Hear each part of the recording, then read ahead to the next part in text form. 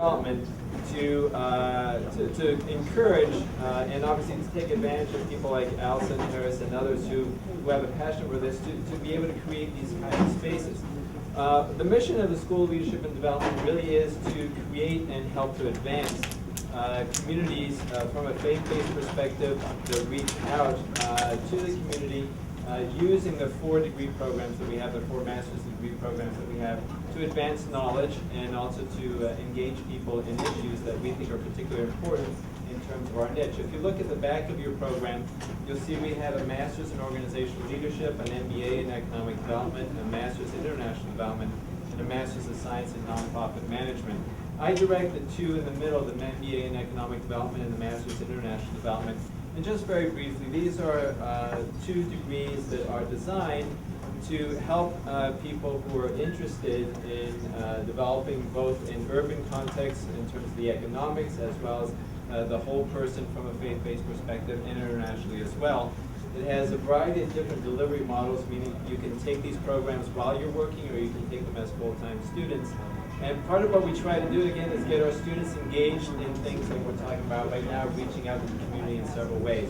So if any of you are interested, we do have tables back there with more information. I'm going to ask Mike Sheridan to come up and just say a little bit more about our other 2 degree programs, the MBA and MA in Organizational Leadership and the Master's of Science in Nonprofit Management. Mike. Thank you, David. It's great to be here, and for all of you, you're all here as a result of the Masters in Nonprofit Management.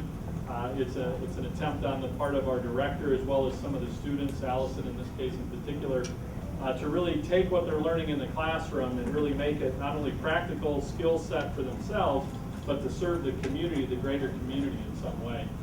So we basically have 2 master's degrees that focus on leadership of organizations. One is an MA in organizational leadership. That's a fairly significantly faith-integrated program, which doesn't mean that it's just for people that want to lead faith organizations or faith-based organizations, but for people that want to lead organizations Christianly, as we say. And then we have the Masters in Nonprofit Management, which is both of those degrees are adult learner-based programs. So they're designed to work for people who are already working perhaps in the nonprofit field or in some other professional role that want to sort of pursue their graduate studies while they're doing that. They're also all cohort-based, which is, as you think about sports and you think about team, we all understand and really relate to the value of team, and that's really what happens in a cohort learner model, is that you really develop a sense of team or a sense of family in the program. And so it's a very special part of the program that it is a cohort-based model, and it's also very practitioner-oriented. So everything you're learning is something you can take out into the world immediately. Most of the assignments are based on doing some work for some real nonprofit organization. Many of our students who come to us are in the nonprofit field, realizing that they need more training to become more effective in the work that they're doing. And so we're definitely focused on equipping mission-minded leaders to effectively achieve their mission. And again, as I said, one of the things that we really love about the program is it's community-focused, not only in building community within the learner cohorts, but on serving the community through activities like the sports symposium.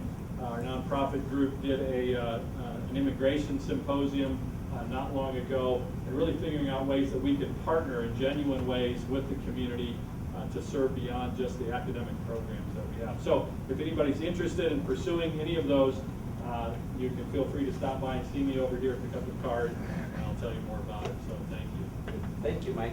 And for us, it is a real blessing to be able to have the opportunity to learn from you all in these settings as well.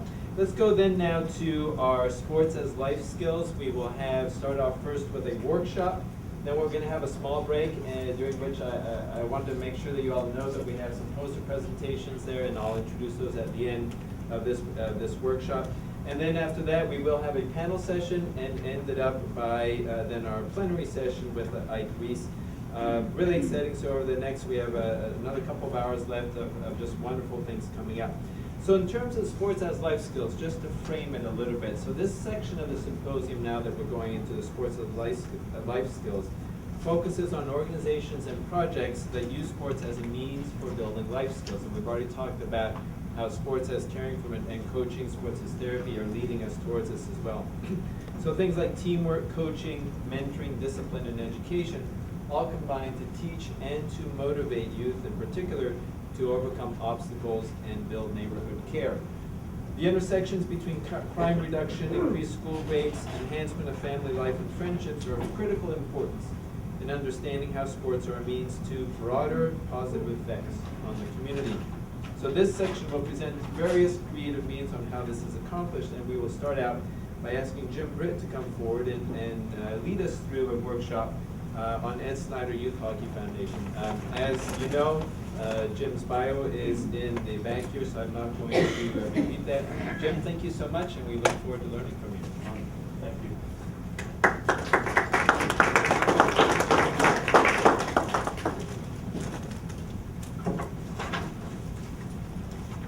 Well, thank you. I get to use my outside voice here, my coaching voice. I'm a little concerned right up front that the camera's on a tripod because I tend to move, I tend to use my hands when I talk. I'm usually not fixed in one spot. I appreciate the opportunity. I've been very impressed and very interested in the insightful presentations and questions from the folks that I've heard so far. And I will be able to answer some of those questions. Some of the things that you brought up were at the core of what we developed when we started the Ed Snyder Youth Hockey Foundation in 2005. But to start off, just a little bit about me. I am a native Philadelphian. However, I do have a experience with some of those people who live on the western part of the state who consider themselves sports fans. My daughter went to Duquesne University, and she was able to get through that. I don't know whether her food and bar bills were higher than tuition, but we were able to. She's actually the best athlete in the family. I'm the father of 4 very talented athletes who have all competed at very high levels, including the professional ranks. And probably the smartest one of my children is now the video coach for some minor league team in Pittsburgh. I think it's called the Pittsburgh Penguins. And so you can imagine that and I want to make sure that whoever's taking a picture gets me close to this, because the gentleman who signed my check, and Vancouver is, I don't even know what time it is. The gentleman who signs my check, he bleeds orange and black as I do as a Philadelphia native. The question of what you get out of sports. What do sports mean?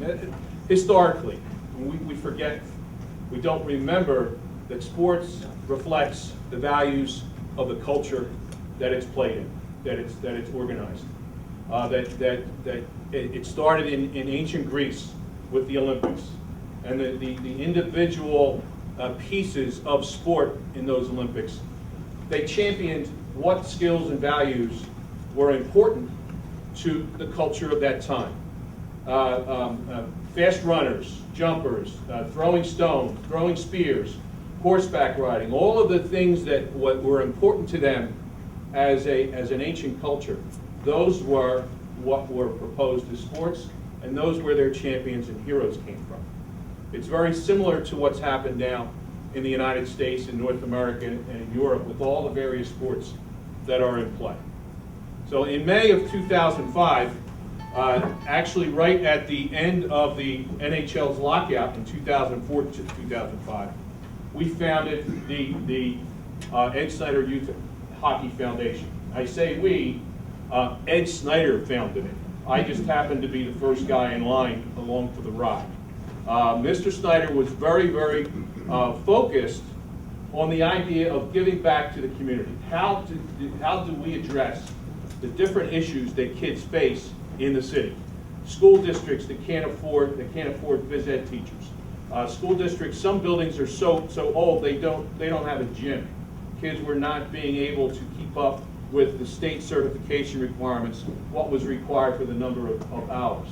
But even more so than that, the unbelievable and inappropriate focus that it was a life and death situation for youth sports. That when the world does not end because a child loses a game at age 7 or age 8. And what kind of characters, what kind of character development, what kind of values, what kind of things can we present and develop and transfer to the child that will make them appreciate and take advantage of the opportunities for as an adult. A little audience participation here. I'd like everybody to stand up.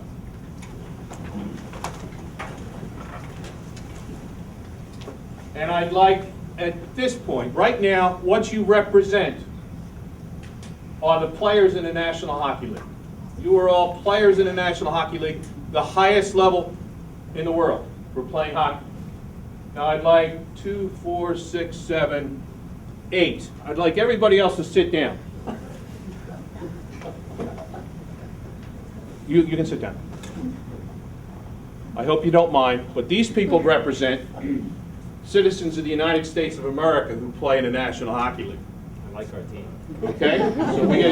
So all of you are Canadians, are Europeans. It's not a bad thing, I'm just using this as an example.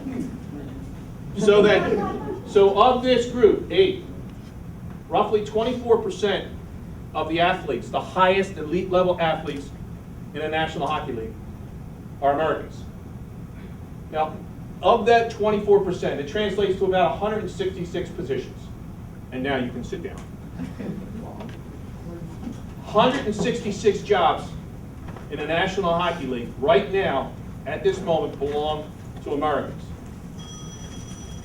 In what's called the Atlantic District of the USA Hockey, which is Eastern Pennsylvania, New Jersey, and Delaware, there are 16,000 kids playing organized hockey.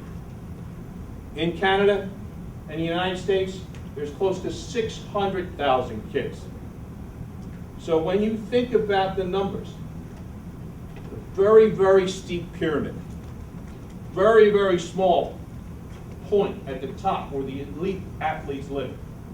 When you talk about Americans and over 250,000 kids playing ice hockey in the United States, there are 166 American citizens playing in the National Hockey League.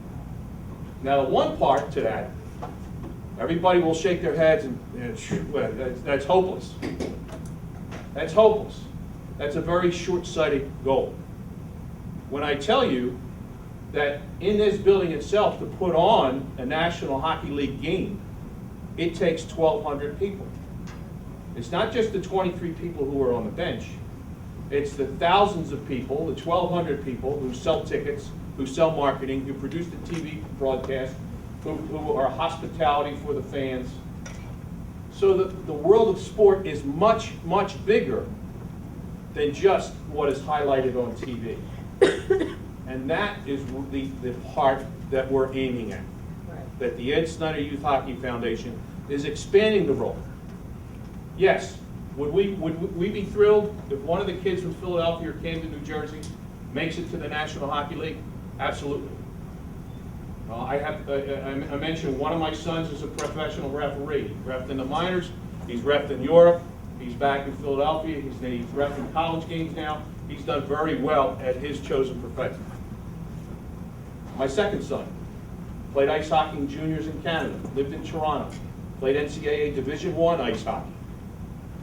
Again, there's only about 60-some schools in the U.S. that offer Division I NCAA ice hockey. He was one of those few that were lucky to do that.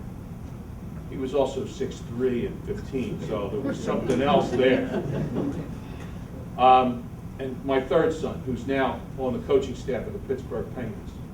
Those are opportunities that we were able to take advantage of, and they are there beyond what is available on the bench. So that's what the Ed Snyder Youth Hockey Foundation starts with. At least from my perspective, my role as I used to be the coach of coaches.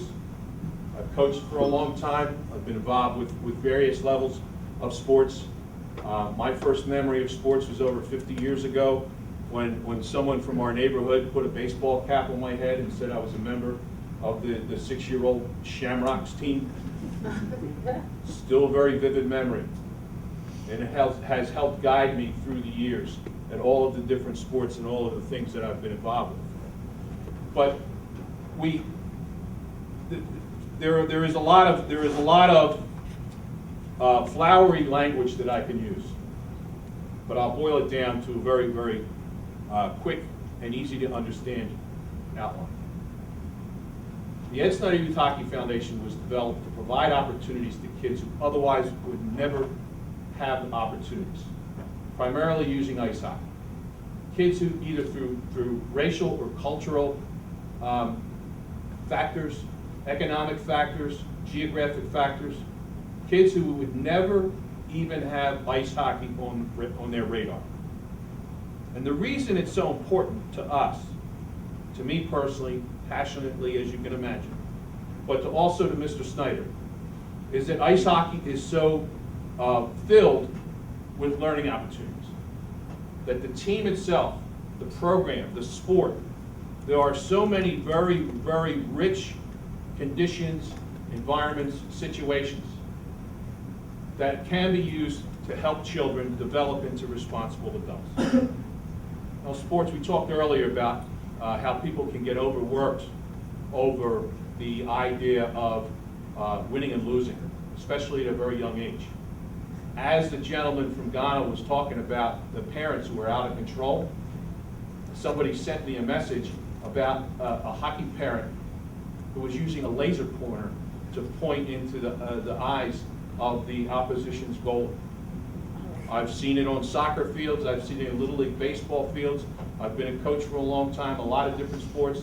That passion and the idiocy of those who let that passion get control of themselves is apparent over all sports. Part of that is living vicariously through an activity that they're not participating. Part of the issue is educating the parents, educating the fans, getting people to understand where does this fit into the bigger picture. If you are worried about one game, about one situation, and that end justifies your means, that opens up cheating, it opens up a lot of different values that we as a society should not champion. If we look at that as a lifelong experience, which I think Bruce Springsteen or somebody wrote a song about some athlete back in the day, the pitcher, fill me in with the narrative, I'm not a big Springsteen fan. But basically, somebody ran into somebody coming out of a bar that he hadn't seen in a long time, and all that person wanted to talk about was the high school baseball back 5-10 years before. If you're living like that, then your life stopped. If you use sports for lifelong development, lifelong enjoyment, lifelong demonstration of the values that are important to you, then it becomes a much richer experience. What we do, we try and teach kids respect, responsibility, integrity for the game, that we connect through, and that jumped ahead. Yep. I think it went backwards rather than forwards. Keep going. It's probably another 10 slides forward. But that's okay, I'll talk through that. Well, I'm at the page where it says who we are, if that helps you search. We use sports to teach respect, hard work, effort, teamwork, things that people talk about, people that they want to get that out of sport. The thing to remember is the audience that you have. The audience that you're talking to, those kids, where are they on the development scale? Where are they? Do you have to repackage the message and the mode of delivery for a 7-year-old, for a 10-year-old, for a 12-year-old, a 15-year-old, a 17-year-old, and even parents and older adults? You absolutely need to repackage. Sports is about speed. Sports in most cases are organized chaos. about thinking on your feet or on your skates, about reading and reacting, seeing something, and very quickly, the best athletes, the most elite athletes, are able to slow down things in their vision. And so it becomes easier for them to react. To people who are not elite athletes, it looks like mayhem. It's too fast. It's funny when one of the first things we try and get across to parents, that the game that you watch on TV is just that. It's entertainment. It's not the game. If you want to get a feel for the speed and the size and the athletic ability, you need to get down close. Now, I'm not suggesting that everybody needs to buy the Jack Nicholson seats at basketball to get down to get a true feel for the game. But there is a gap there. There is a misunderstanding or a misperception about just how athletic basketball players can be. I had an opportunity to sit down low a few weeks ago and to see 6'9", 6'10" athletes doing what they do, both in ice hockey and in basketball. It is incredible. And one of the teaching points is that many of the parents, many of the people who lose that perspective, never actually competed themselves. They're always repeating the perception that they pick up off the TV or what's championed in the media. And if we remember that the media sometimes is informative, but other times is directed to be entertaining, we have to somewhere figure out where does the value fit in between. How does that translate to a teaching point to a child? One of the things that we're very concerned about is the idea that sport unites communities. An example that we have in Philadelphia, and I'll get into this a little bit later, but we're able to forge a partnership with the city of Philadelphia in which we're providing programming in neighborhoods in Philly to places at playgrounds where they never had it before. And there were a couple of particular playgrounds that I played basketball at 40 years ago. And now the neighborhoods have changed, but in an interesting way. You could say that the playgrounds are the center of the community. And from this pie piece are African Americans, and this pie piece is Hispanics, and this pie piece are Caucasians, and this pie piece is Asians. And some of the playgrounds are right in the middle, center of that pie. And parents and kids went to different schools, went to different churches, and never interacted. The playground is the only place that they came together. And by coming together, by coming and communicating and having the common goal of what's best for our kids, those neighborhoods are now uniting. That group, a particular playground that I have in mind in Philadelphia, is the most diverse group probably that you could ever imagine. And their whole goal is to do something good for the kids. And it's erased all of those barriers of communication that they formerly had. One of the benchmarks, mission and core belief, which is the next slide.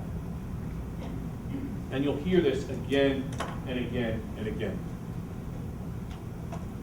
Hockey provides a unique environment. For one, for most kids, it's not something that they've been exposed to before. People ask me, well, how do you get kids involved?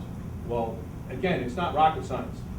Where do the kids hang out? They hang out in schools. So you go to schools and you find a champion, whether it's an assistant principal, whether it's a 5th grade teacher, whether it's the parent-teacher association president, and say, listen, we have this opportunity, we have this resource, it's in the neighborhood, it's not something you need to invest money in, but we want kids to try it to see if they would like it.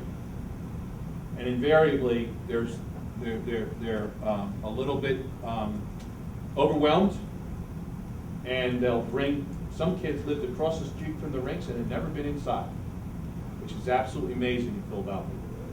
And the kids had very little choices, had very little positive choices. But then to come in the rink, they felt comfort, they felt safety, and they started to get engaged in the sport. Through what we're doing, And we've grown from a one person who was a coach, cook and bottle washer. He did just about everything in those first 18 months to 2 years, to now to a group where there are 10 full-time employees, there's 80 part-time employees, there are 15 to 20 interns every semester, and we continue to grow. But the key comes back to providing fun for the kids through ice hockey, and we're camouflaging the idea that we're pushing life skills, character development, and other issues. All in the context of having fun. We do it because it's important. Very simply, we're passionate Philadelphians. We're passionate about doing better for our kids. Mr. Snyder is the head of this mission, and he is personally, I can't tell you the number of times, each time I meet him, looks me dead in the eye, how we doing? What more can we do for the kids? That's what he leads in to any conversations. That it's something that he takes great pride in being able to provide these opportunities to the kids. But it's not something that we can do alone. We involve with partners, key partners and stakeholders. We very quickly, and people like Bill Ruff, that has been a friend for me for the past 7 years. That was when I first arrived here at the Wells Fargo Center. It had a different name then. It might have been 2 or 3 different names. That's a throwaway joke that we're all out of use. I won't mention the old ones. It's the Wells Fargo Center. Learning how to leverage resources that are already out there. For a hockey analogy, learn how to go in the corners and dig out the puck. You have to go where the work is. If the puck is in the corners, you have to go in and get it. If the puck's in front of the net, if you want to score, you go hard to the net and you work in front of the net. And sometimes that's not something for the faint of heart, because it gets nasty in front of the net, and it gets nasty in the corners, because there's one puck and everybody's going for it. But that's a life lesson. That's an absolute life lesson that we try and teach. And through us, through the benefits of the entire Comcast Spectacor family, the Flyers, the Sixers, the Wings, the Flyers alumni, the complex itself, those are all little things that we're able to take advantage of and find those niches, find those resources, and develop them as opportunities for the kids. And I'll give you a very simple example. Early on, we all come to watch games, whether it's a college basketball game or a college football game or a professional game. And how many of you throw away your programs? Or you leave them at your seat, and you get a program, you leave it at your seat. We use that for reading material. Early on, we noted that for a particular month, the Flyers used the same program for every game in that month.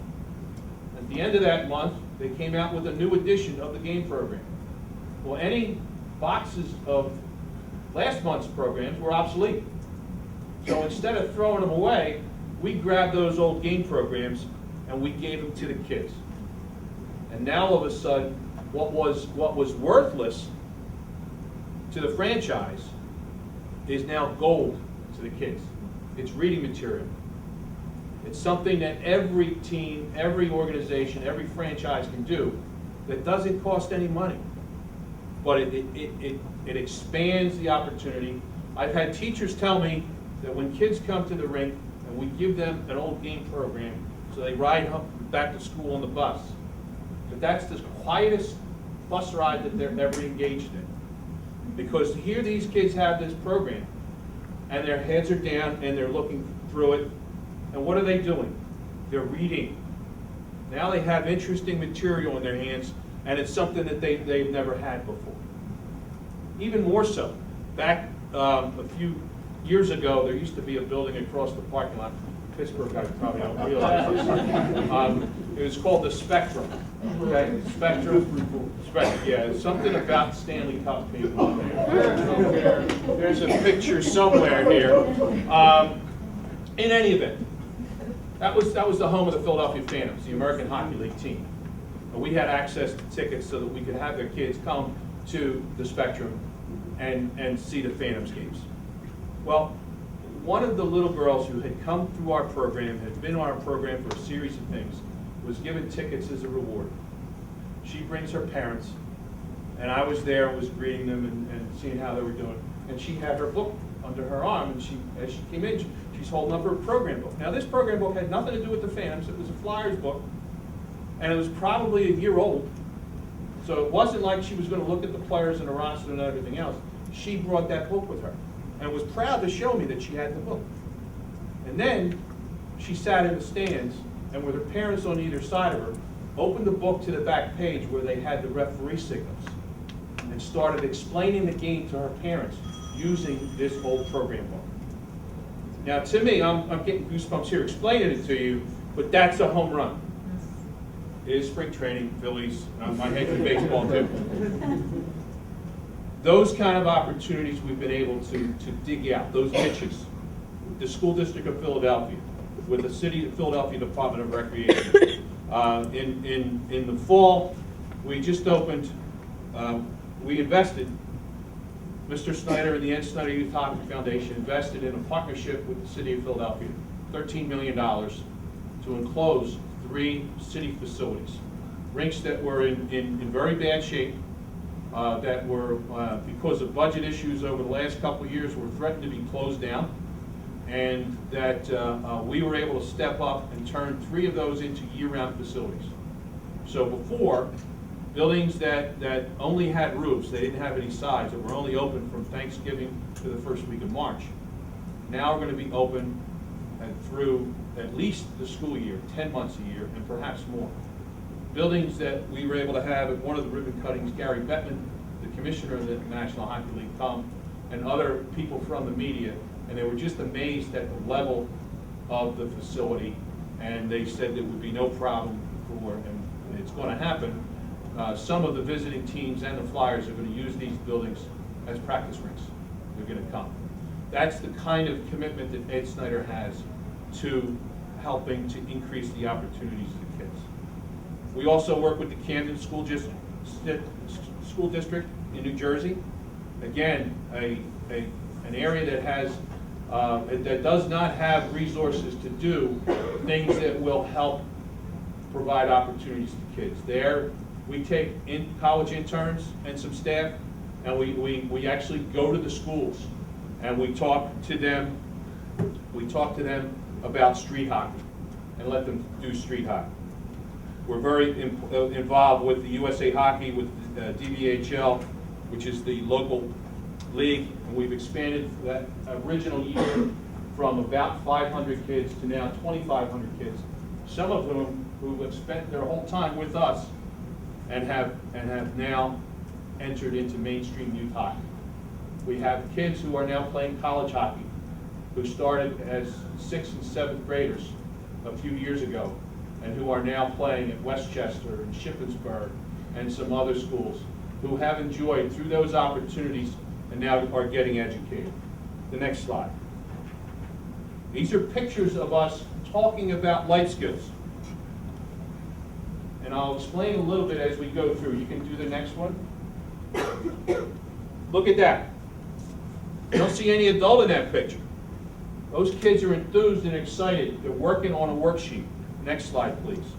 We're also able to provide opportunities, like we took kids up to Boston, to Fenway.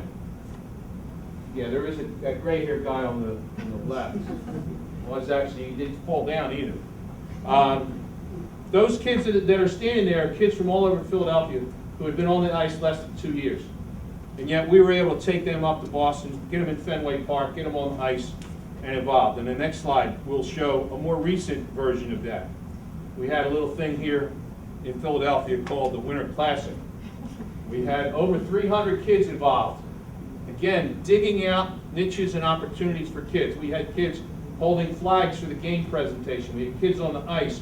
We had kids escorting alumni at the games. Anything possible to raise the bar and provide more opportunities. The next slide, please. The key piece. The key piece here. When we talk about, and I'm a coach, I'm proud of that. That one word includes teacher, mentor, learner, communicator. Lately I've been more of a diplomat and a fixer, all right? But the key thing here is that we're trying to link the physical activity to the values and the characters, the character development. Things happen so quickly and are so complex that if you ask a 12-year-old in the heat of a game, in the middle of everything else, what he or she is getting out of that, there's too much chaos, there's too much speed, it's not something that they can take the time to reflect on at that minute. But as soon as possible afterwards, we do a thing called Words of the Week, where kids are still in their equipment. They come off the ice, and before they take their equipment off, they're talking about the words of the week. And each week they change. This week's word might be respect. So kids are still in their equipment, still kind of cooling down. What issues of respect occurred when you were out on the ice? And then the key piece, the transference. So tell me what that respect that you did on the ice, whether you respected your equipment, whether you respected the game, whether you respected your teammates, whether you respected your opponents. How do you translate that to your neighborhood and school? So give me an example of what you just did. Now think a little bit. Tell me how that can be exemplified in your school and your neighborhood. That transference of values. You have to talk and get them to understand.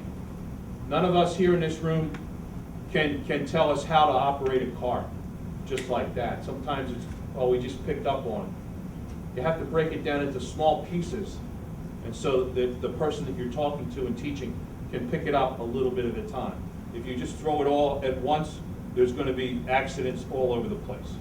You have to use sports jargon. You have to learn that. That's the special language. The jargon that we use in sport is different than the jargon that's used in a hospital. And you have to use that to help make the kids understand and simplify the stories so you encourage the understanding. The next probably 5, all of the words are basically stories.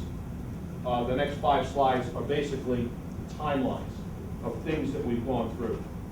I won't describe 7 years worth of history. But essentially, we started as a school day program. We realized that the kids needed after school. We started doing after school programming. We formed strong partnerships with the city of Philadelphia. We encouraged the use of those playground rinks, facilities that were in their neighborhoods. We formed partnerships, communication, opened up communication lines, got people talking so that everybody, all the adults understood what we needed. And then the last few slides, we got help, and we continue to get help from a lot of special friends. For those of you who might not know, the gentleman on your left, that's Peter Lavalette. That's the head coach of the Philadelphia Flyers. He's engaged with us. He helps. It's a special thing.